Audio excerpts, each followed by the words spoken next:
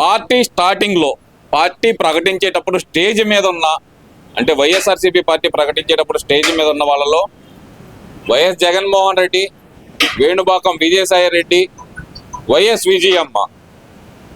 ఇప్పుడు ఇందులో ఉన్న ఇద్దరు పార్టీ నుంచి పక్కకు తప్పుకున్నారు.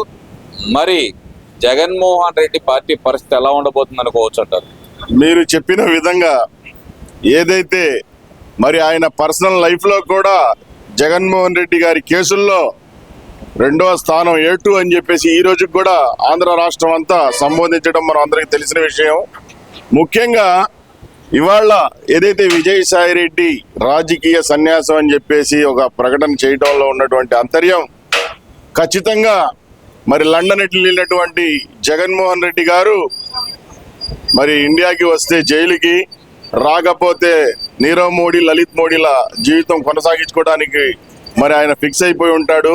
దాంట్లో భాగంగానే ఆయన లండన్ వెళ్ళిన తర్వాత ఈరోజు రాజ్యసభ సభ్యులుగా ఉన్నటువంటి A2 విజయసాయి రెడ్డి కావచ్చు, మరొక రాజ్యసభ సభ్యుడు అయోధ్య రామిరెడ్డి గారు కావచ్చు, మేము రాజకీయాలకి గుడ్ బై చెప్తున్నాం అని చెప్పేసి విషయాన్ని మరి నిన్న వెల్లడించడం చూస్తే ఖచ్చితంగా జగన్మోహన్ రెడ్డి గారి యొక్క పార్టీ ప్రస్థానం కావచ్చు, అదేవిధంగా ఆయన యొక్క కేసులు మరి టైం అయితే దగ్గర పడిపోయింది. ఇక ఎక్కువ ఏదైతే దేశ ప్రజలు కూడా ఆయన యొక్క తీర్పులపై వేచి చూస్తున్నటువంటి పరిస్థితి చాలా ఉత్కంఠభరితంగా ఉంది. కాబట్టి ఖచ్చితంగా మరి జగన్మోహన్ రెడ్డి గారి యొక్క పర్సనల్ లైఫ్ కావచ్చు, అదేవిధంగా రాజకీయ జీవితం ఏదైతే ఉందో ఆయనది ఖచ్చితంగా ముగింపు దశకి వచ్చేసింది.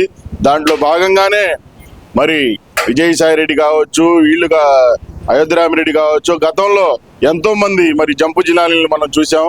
వీళ్ళంతా ఏంటంటే ఇక వైసీపీ అనేది ముగిసిన అధ్యాయం, మునిగిపోయిన నావా అని చెప్పేసి భావించారు. కాబట్టి ఒక్కొక్కళ్ళుగా మరి పెద్ద పెద్ద నాయకులు మరి రెండో స్థానంలో ఉన్నటువంటి విజయసాయి రెడ్డి కూడా బయటికి రావడాన్ని ఆ విధంగానే మనం చూడవచ్చు అని చెప్పేసి సందర్భంగా చెప్తా ఉన్నాం. అంటే ఒక రకంగా ఈ కేసుల్లో కూడా ఇతను అప్రూవర్ గా మారే అవకాశం ఉంది విజయసాయి రెడ్డి అంటూ వస్తున్న వార్తల్లో నిజమెంత? ఒకవేళ కనుక నిజంగా అప్రూవర్ గా మారితే కనుక జగన్మోహన్ రెడ్డి పరిస్థితి ఎలా ఉండబోతుంది అంటారు? ఇవాళ ఏదైతే గత నెల కాలం నుంచి మరి వైజాగ్ లో దశపుల్లా భూముల విషయాల్లో కావచ్చు, వివిధ భూముల విషయాల్లో కావచ్చు, చాలా మందితో మరి ఈయన కూడా విజయసాయి రెడ్డి కూడా మరి రాజీలు చేసుకుంటున్నాడని చెప్పేసి ఒక ఏదైతే న్యూస్ వస్తా ఉందో అది వాస్తవం. ఎందుకంటే ఇక ఆయన ఎదుటోళ్ళని ముసలోడు, ముఖ్యంగా చంద్రబాబు నాయుడు గారిని విజయసాయి రెడ్డి ముసలోడు అంటాడు.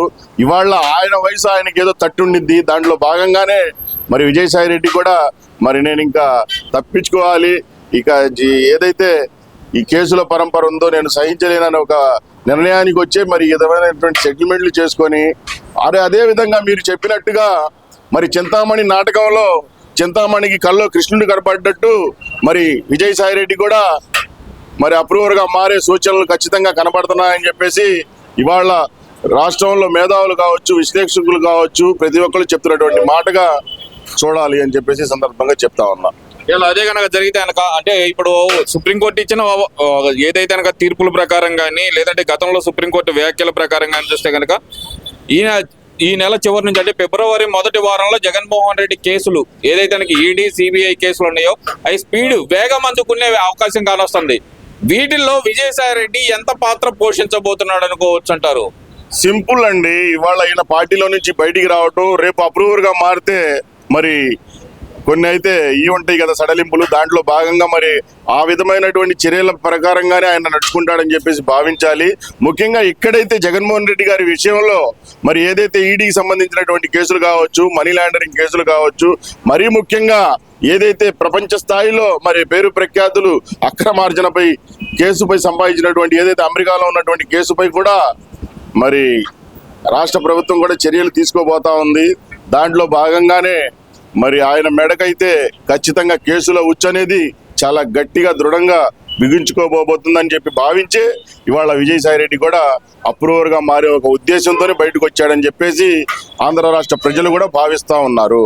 ఇక్కడ ప్రధానంగా చూసుకుంటే కనుక మొన్నటి వరకు చంద్రబాబు నాయుడు గారిని ఏకవచనంతో సంబోధిస్తూ లోకేష్ గారిని అయితే కనుక ఒక రకంగా చెప్పాలంటే ఆయన్ని దూషిస్తూ కామెంట్లు చేసిన విజయసాయి రెడ్డి ఇప్పుడు అకస్మాత్తుగా చంద్రబాబు నాయుడు గారి కుటుంబంతో నాకు వ్యక్తిగత వైషమ్యాలు ఏమీ లేవు, రాజకీయ పరంగా విమర్శించానే తప్పితే పవన్ కళ్యాణ్ గారితో నాకు ఎప్పటి నుంచో స్నేహభావం ఉంది అంటూ ఆయన గారు అంటూ సంబోధించడం మొదటిసారి అయితే చూస్తున్నాను. ఎలా చూడాలంటారు ఇదంతా? అసలుకి మార్పులో మొదటి భాగం అనుకోవచ్చు అంటారా, లేదంటే కనుక దీని వెనకమాల ఏదైనా కుట్రకోణం ఉందనుకోవచ్చు అంటారా? నేను చెప్పాను కదా, చింతామణి నాటకంలో కళ్ళలో కృష్ణుడు వచ్చి చింతామణి మారిపోయినట్టుగా ఇవాళ విజయసాయి రెడ్డి కూడా ఈ కేసుల విషయంపై మారిపోయి ఉంటాడేమో బహుశా. ముఖ్యంగా ఏదైతే వైసీపీ పార్టీ ఆవిర్భావం నుంచి శవంపై ఏదైతే పుట్టినటువంటి వైసీపీ పార్టీ ఉందో, ప్రారంభం నుంచి మరి వీళ్ళ యొక్క మనుగడ, పార్టీ యొక్క మనుగడ ముందుకు సాగించిన విధానం కేవలం ప్రతిపక్ష నాయకులని తిడుతూ, మరోపక్క ఏదైతే మరి ప్రతి ఒక్కటి కూడా దోచుకోవటం, తిట్ల పురాణం. ఇవాళ ఆ పార్టీలో ఎవడైతే తిడతాడో వాడికి పెద్ద పదవులు, ఎవడైతే దాడులు చేస్తాడో వాడికి మంత్రి పదవులు, ఇలా ఒక అసాంఘిక కార్యకలాపాలకు నిలువుగా వైసీపీ మారటం.